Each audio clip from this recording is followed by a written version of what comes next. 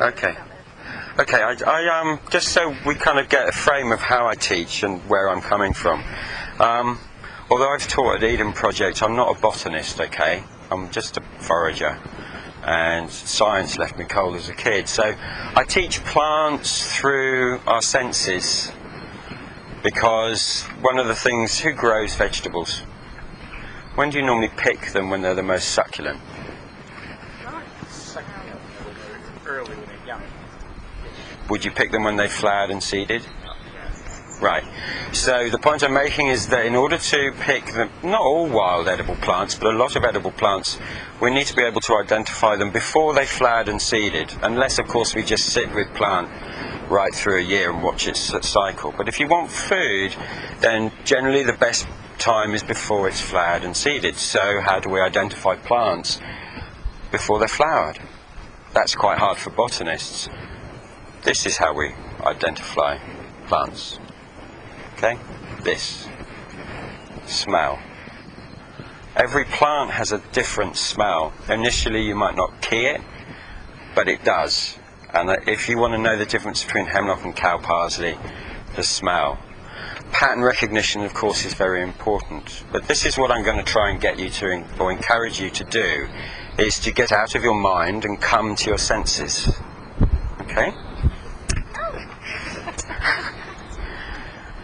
The other way of focusing on it is that I don't go into the botanical Latin names. You've all been given a sheet with them on. If you want to follow that up later, you know, when you're talking to me, I need that Latin name, because you might be up in the North Country and have a common name that's different to a plant down here in a common name. That's why we have the Latin, so we can talk to other plant people around the world and we know we're talking about the same plant.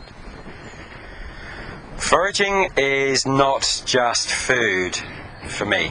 Foraging is a way to engage landscape, engage place and engage soil.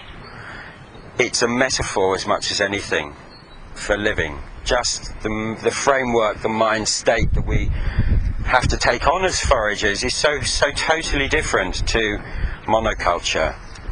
You know, I was doing a kind of talk thing with some chef, and he said, you know, I went foraging today in the supermarket, and that is not foraging. That is consumerism. That is plants in bags with gases that you have no tactile connection with. Bright lights, senses dull to trick you into buying something else. So let's get that clear. Consumerism is not foraging. So the senses are pick up a plant, and through crushing and paying attention to a little plant, okay?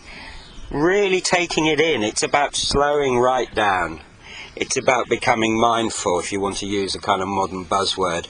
Being present as much as possible to not only key a plant, what's the beloved like, but also to start using your visuals and slowly coming into tactility and your smell, and just letting yourself go and allowing images and thoughts and poetry and music or whatever comes up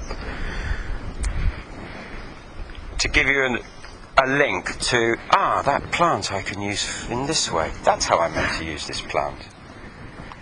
So it's not going into the books and using the books, it's about becoming enlivened with plants, making the green wall a green veil, and through a green veil entering into a wonderland, really, where the smallest minutiae is equally as beautiful and expansive as the large vistas and mountain ranges. Foraging's a journey down a rabbit hole, and it does start with obviously eating.